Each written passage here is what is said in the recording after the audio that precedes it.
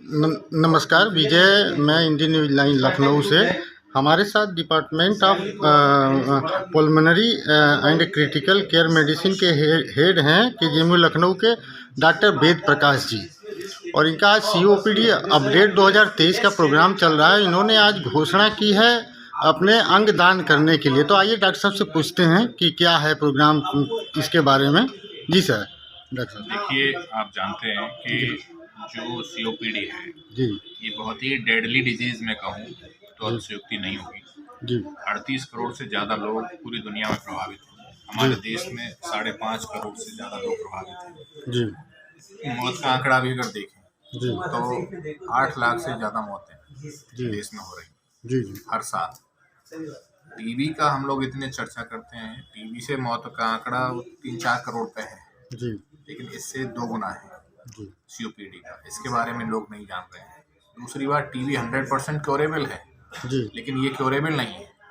इसलिए जो प्रिवेंशन है, जी क्योंकि आधे मामले स्मोकिंग की वजह से होते हैं, जी तो स्मोकिंग को रोकना आधे मामले कम करने जैसा है। अगर हम स्मोकिंग बंद कर दें जी तो जी आधा बर्डन कम हो जाएगा। 5.5 करोड़ जो लोग हमारे प्रभावित हैं देश में, जी आधे तो इससे ही ठीक हो जाएंगे, जी वो प्रभावित होना बंद हो जाएंगे। ये प्रिवेंशन हो सकता है। जी एयर पोल्यूशन एक बड़ी समस्या की तरह उभर रहा है, ग्लोबल उस पर चिंता है, सब लोग चिंता कर रहे हैं। जो हमारी माताएं बहनें गांव में चूल्हे पे खाना बनाती हैं, जी जिसमें कंडे, उपले, लकड़ी और कोयला इसका उपयोग होता है, उन सबको ही ये बीमारी हो रही है। जी इस बीमारी का चूंकि अब कोई इलाज इस तरह का नहीं है, हम ट्रीटमेंट दे सकते हैं, कंट्रोल कर सकते हैं इस बीमारी को। जी उसके लिए भी जो लोग अभी स्मोकिंग कर रहे हैं और जद में नहीं आए हैं, जी उनकी शुरुआत हुई है बीमारी की, तो शुरुआती स्तर पर उसको पकड़ना बहुत आवश्यक है। अंत में इनहेलर्स और ये जब काम नहीं करते हैं जी जी और कोई ट्रीटमेंट काम नहीं करता है, आदमी आईसीयू में आ जाता है, वेंटिलेटर की जरूरत पड़ जाती है, तो अंत में लंग प्रत्यारोपण जो है, फेफड़े का जो प्रत्यारोपण है, लंग जी जी ट्रांसप्लांटेशन, उसकी आवश्यकता होती है। अच्छा सर, ये हजारों लोग हैं जो जी इंतजार कर रहे हैं, जिन्हें अंग नहीं मिल रहे। आज के आयोजन पे मैंने ये घोषणा की, मैंने जी इसको प्रतिज्ञा की है जी कि मैं अपने अंग दान करूंगा, और जब भी ऐसी ब्रेन डेड स्थिति कोई जी अगर मेरी आती है जी तो मैं अपने अंग दान करने की घोषणा करता हूँ। जी मैं ये मानता हूँ कि ये शरीर ईश्वर की देन है, ईश्वर का ही दिया हुआ है, जी और मैंने कहा भी कि उन्हीं को हम लोग समर्पित कर रहे हैं। तोदेयम वस्तु गोविंदम तुभ्यमेव समर्पयामि।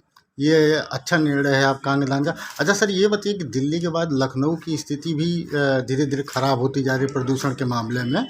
तो अभी सर यहाँ पे क्या मतलब कंट्रोल करने के लिए क्या कोई प्रोग्राम या कुछ कार्यक्रम कुछ बने हैं क्या इधर?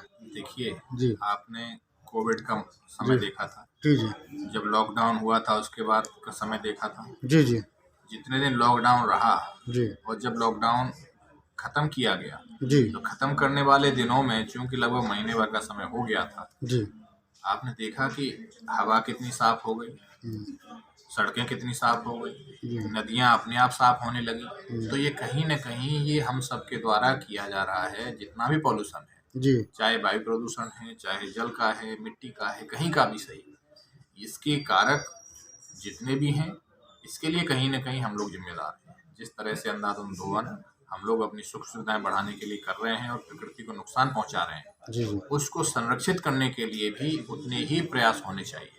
तो ये वैश्विक चिंता है। मुझे लगता है कि सरकारें इस पर काम कर रही हैं, और निश्चित ही कोई न कोई एक बड़ी पहल जरूर सामने आएगी। लेकिन अगर हम लोग सीओपीडी की डेडली जो बीमारी है, इससे जो हम लोग जूझ रहे हैं, हमारे लोग, उनके लिए मुझे लगता है कि सबको प्लेस करना चाहिए।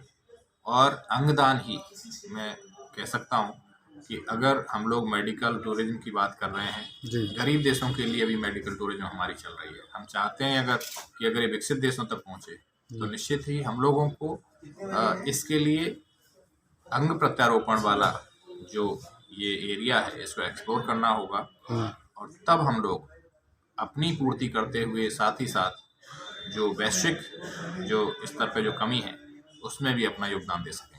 अच्छा सर, बढ़ते प्रदूषण को देखते हुए लखनऊ वासियों से क्या आपकी अपील होगी, शहर वासियों से जो प्रदूषण जो फैल रहा लोग है? बीमारी की जद में हैं, जी जी जिनको एलर्जी की समस्या है, अस्थमा है, सीओपीडी की बीमारी है, जी या कोई इन्फेक्शंस हैं, निमोनिया है, या कोविड के निमोनिया से ग्रसित रहे हैं, जी ऐसे लोगों के लिए, या सांस के जो अन्य रोगी हैं, हम्म, उनसे मैं यही कहूँगा कि पॉल्यूशन के स्तर जब बढ़े हुए हैं जी तो जी इंडोर में ही रहें, बाहर ना निकलें, ज़्यादा घूमने के लिए सुबह ना निकलें, इंडोर में ही अपनी एक्सरसाइज शेड्यूल को रखें, और यदि आवश्यक हो जाना जी तो जी N95 मास्क का उपयोग कर सकते हैं जब ये स्तर बढ़ते हैं। आप देख रहे हैं, तो इस पे हम सबको चिंता करनी चाहिए, और खास करके जो हमारे रोगी हैं उनको इसके लिए बचाव करना चाहिए, अपने डॉक्टर से संपर्क करना चाहिए। यदि उन्हें ऐसे सिम्टम बढ़ते हुए दिखाई देते हैं, अपनी पूरी डोज लें, अपने आप डोज को कम ना करें, अपने एक्सपर्ट डॉक्टर को जरूर दिखाएं।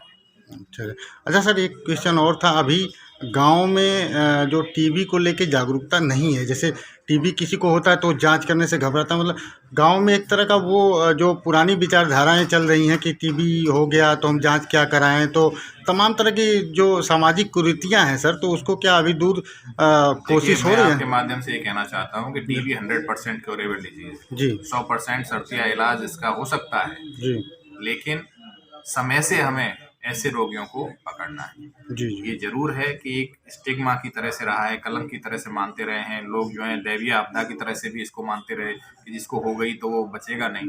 जी वो पीछे छूट चुकी हैं बातें, और ये 21वीं सदी का भारत है, सशक्त भारत है। जी। ये टीबी मुक्त भारत जब बनेगा तो मुझे लगता है तभी ये सशक्त भारत बनने की तरफ आगे बढ़ेगा। चलिए सर, बहुत बहुत धन्यवाद आपको इंडियन न्यूज़ से बात करने के लिए। ठीक है सर, थैंक यू सर, नमस्ते सर।